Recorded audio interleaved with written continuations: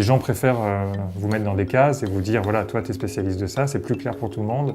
Et nous au contraire, on pense que la société est peut-être trop spécialisée et qu'on a intérêt à multiplier des généralistes dans des domaines qui peuvent avoir un regard transversal pour faire des projets qui puissent mieux répondre à toutes les questions auxquelles ils doivent répondre. C'est aussi important de faire le contenant que le contenu et de réfléchir au contenu et que c'est la réunion des deux qui va faire la qualité du projet.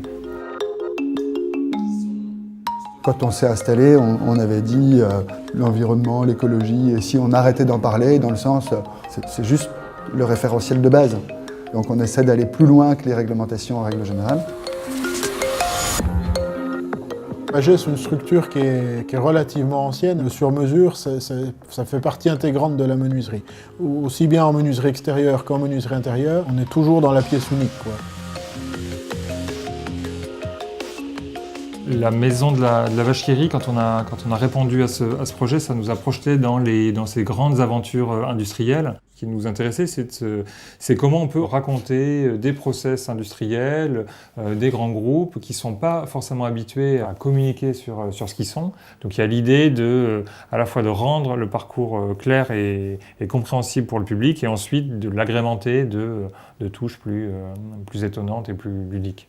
C'est un plaisir de travailler avec des entreprises locales. On a travaillé avec principalement Rémi donc de l'atelier Zoo. En général, on va s'associer avec quelqu'un qui a des références, qui n'est pas d'ici, et nous, on se retrouve le référent local, donc archi d'opération. Il y a un esprit d'équipe qui a pris avec la plupart des entreprises.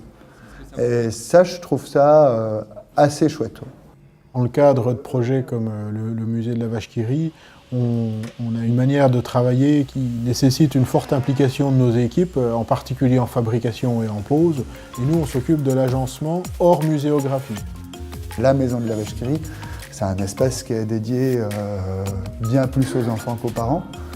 Je trouve que réussir à avoir cet esprit-là de convivialité dans un chantier comme celui-ci, qui doit se faire dans un délai très court, avec plein de rebondissements, et qu'on arrive à garder le sourire tout au long de ce chantier, je trouve ça extraordinaire. Et la Vache qui rit, quoi.